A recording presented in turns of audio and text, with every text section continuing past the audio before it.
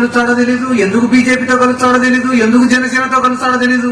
ఒకరోజేమో పోయి కాంగ్రెస్ అని సంకెత్తుతాడు, ఒకరోజేమో బీజేపీ అని సంకెత్తుతాడు. 2 సంఘాలు ఖాళీ లేవని ఇప్పుడు పోయి పవన్ కళ్యాణ్ గారు నెత్తి మీద వస్తుంది. ఆ పవన్ కళ్యాణ్ ఎందుకు ఊగిపోయి మాట్లాడతాడో నాకు అర్థం కాదు. నేను ఇప్పుడు ఒక 5 నిమిషాల నుంచి మాట్లాడతాను, మసంగా మాట్లాడతాను, నిలబడుతాను. ఏం వాళ్ళందరూ నా మాట వినడం లేదా? ఎవరో పక్కుండేటోళ్ళు నవ్వుకోవడం లేదా? ఎవరి మాట వాళ్ళది. ఆ మూల పోతాడు, ఈ మూల పోతాడు. నాకే భయం అవుతాడు అప్పుడప్పుడు ఏడాది స్టేజ్ నుంచి కింద పోతాడు. ఏంటో ఈ పంచాయతీ ఎంత అర్థం కదా నాకు. ఎందుకు ఇవన్నీ కూడా చెప్తాను అంటే మీరు కూడా అందరూ గుర్తు పెట్టుకోండి, మోసగానికి నాయకుడికి మధ్యన ఉండేటటువంటి తేడా ఏంటనేది ఆలోచన చేయండి. మోసగాడు అనేవాడు ఎట్టుంటాడు రా అంటే నీ కష్టాన్ని వాడుకుంటాడు, నా కష్టాన్ని వాడుకుంటాడు, నీ శ్రమను వాడుకుంటాడు, నా శ్రమను వాడుకుంటాడు, ఎదుగుతాడు. ఎదిగిన తర్వాత అందరిని కూడా మర్చిపోతాడు. కానీ నాయకుడు అనేవాడు ఎదిగిన ప్రతి మెట్టును గుర్తు పెట్టుకుంటాడు, సాయం చేసిన ప్రతి గుండెను పైకి తీసుకొని వస్తాడు. జగన్మోహన్ రెడ్డిని నమ్ముకునే ప్రతి కార్యకర్త కూడా ఈ రోజు ఒక ఎంపీటీసీనో, జెడ్పీటీసీనో, సర్పంచో, మున్సిపల్ చైర్మన్, కౌన్సిలర్లో, కార్పొరేటర్లో, లేకుంటే కార్పొరేషన్ చైర్మన్ లో, ఎమ్మెల్యేలో, ఎంపీలో, రాజ్యసభ సభ్యులో, చిన్న చిన్న బీసీలు, ఎస్సీలు, ఎస్టీలు, మైనార్టీలు పెద్ద పెద్ద స్థానాలలో కూర్చొని కదా. పవన్ కళ్యాణ్ నమ్ముకునే ఏం చేస్తారు? సైకిల్ గుర్తు పట్టుకొని తిరుగుతారు. ఏం చేస్తారు? సైకిల్ గుర్తు. ఆ మాట అనకూడదు కానీ పక్కడంలో ఏం చేయమంటావు? ఎంత కంట్రోల్ చేసుకునే టెంప్ట్ చేస్తాను.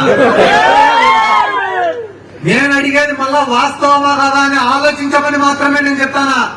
వైసీపీ చెప్పేది రండి, తెలుగుదేశం వాడు చెప్పేది రండి, జనసేన వాడు చెప్పేది రండి.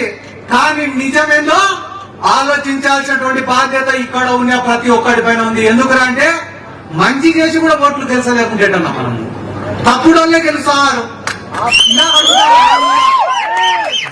స్టేజ్ పైకి ఎక్కిన వాళ్ళని 2 నిమిషాలు మాట్లాడు, 2 నిమిషాలు మాట్లాడు, 2 నిమిషాలు మాట్లాడంటే 2 నిమిషాలు మాట్లాడడానికి మేముండే తెలుగుదేశంలోనా?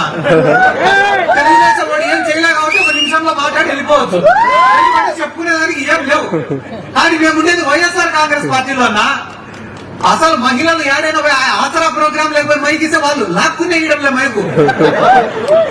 ఎందుకంటే నాకు తెలిసినచ్చు, తెలియకపోయినచ్చు, కానీ ప్రభుత్వం ద్వారా లబ్ధి పొందిన ప్రతి ఒక్కరికి తెలుసు అన్న జగన్మోహన్ రెడ్డి గారు చేసిన సాయం ఏందనేది. 2,50,000 కోట్ల రూపాయలు ప్రజలకు ఇచ్చిన జగన్మోహన్ రెడ్డి గెలిచకుంటే ఏం చేశాడని గెలిచాడు సార్ చంద్రబాబు నాయుడు? ఏం చేశాడు చంద్రబాబు నాయుడు? మోసం చేసినాడు, మోసమే చేసినాడు చంద్రబాబు నాయుడు. అమరావతిలో రాజధాని కడతా అని చెప్పి భూములు కొట్టేసినాడు. నీరు చెట్టు కార్యక్రమాలు చేస్తా అని చెప్పి రోడ్లు వేయకుండా బిల్లు పెట్టుకొని తిన్నాడు. జన్మభూమి కమిటీలు అంటున్నా, ఈ జన్మభూమి కమిటీలు చెప్పడం మర్చిపోయినా. మా ఊర్లో ఒక రేషన్ కార్డు రావాలన్నా జన్మభూమి కమిటీ సంతకం పెట్టాలి, ఒక పెన్షన్ రావాలన్నా జన్మభూమి కమిటీలో సంతకం పెట్టాలి, ఒక ఎస్సీ కార్పొరేషన్ లోన్ రావాలన్నా, బీసీ కార్పొరేషన్ లోన్ రావాలన్నా, ఏం కావాలన్నా కూడా జన్మభూమి కమిటీల సంతకం. లాస్ట్ మొగుడు పిల్లల సంసారం చేయాలన్నా వాళ్ళ సంతకం. కానీ ఈ రోజు పేదవాడికి సంక్షేమ పథకాలు అనేవి ఎట్లా అప్లై చేసుకోవాలో కూడా తెలియదు, ఏమేమి పథకాలు వస్తాయో కూడా తెలియదు.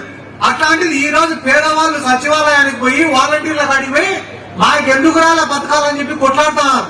ఆ స్టేజ్ లో నిలబెట్టింది ఎవరు? వాళ్ళ ఓటు పడేది ఎవరికి?